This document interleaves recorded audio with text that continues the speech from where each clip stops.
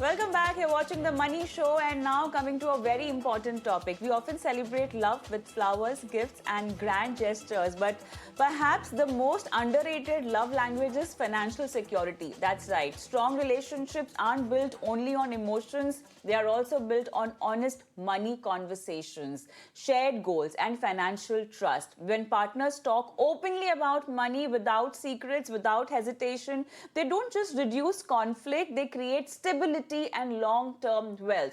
Equally important is protection, term insurance, health insurance, and a strong emergency fund because love is not just about today, it's about being prepared for tomorrow together. So, how can partners build wealth together, avoid money conflicts, and secure their future as a team? To help us understand all of these aspects, I'm joined by Pankaj Mathwal, who will share practical insights on how couples can save, invest, and plan smarter together. Hi, good evening, Pankaj, and welcome to this very special episode.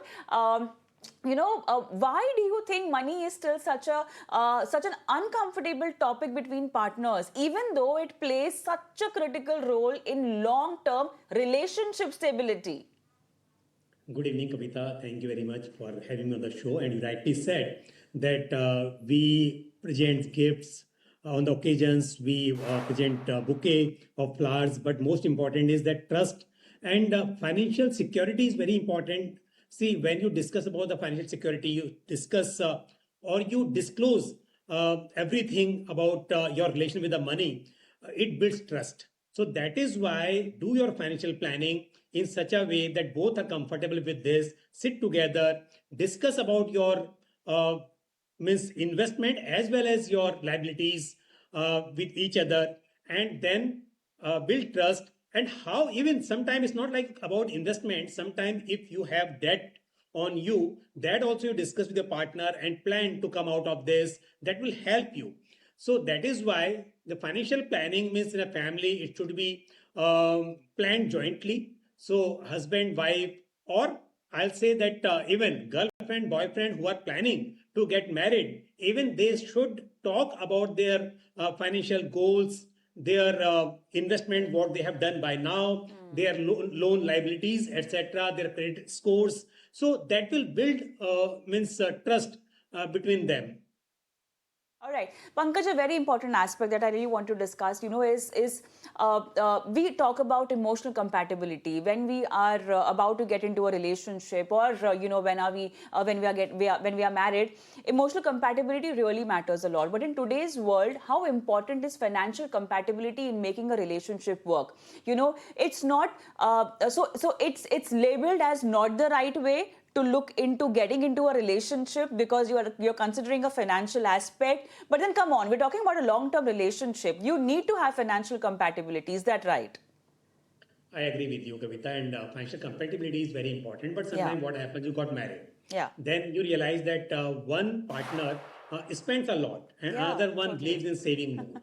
Okay. See, generally we talk about the planning that jointly you should invest, and you should have every investment can be in joint names. But in case you feel that one of the partners, like both the partners are earning, but one partner believes more in spending, one partner believes more in investment. So my suggestion that what you should do, sit together and plan your future goals. Some goals are like children, Right. financial goals, or your retirement. So some goals like you have to plan together. Like if you want to buy a car, husband wife may have a two separate cars. So one can buy an expensive car, one may buy a little means not so expensive car. This is a different thing.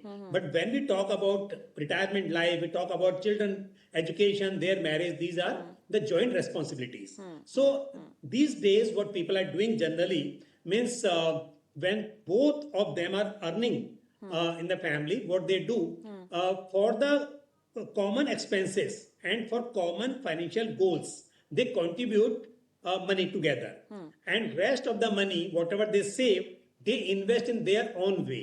So if Right. suppose for the financial goals what we discussed, some x amount is required, that much both have to contribute together equally. Okay. Yeah. And then whatever left, so maybe that after few years the person who saves more will realize that he has made more wealth than the other one who spends more. But at least for your financial goals, you will have sufficient money available whenever it's required.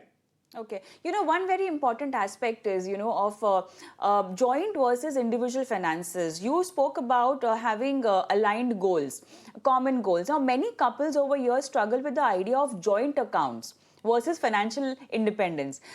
What's the ideal balance between joint accounts and individual investments? How can you balance it out? Exactly, Kavita. Depends means what kind of relation with you have between means with your spouse.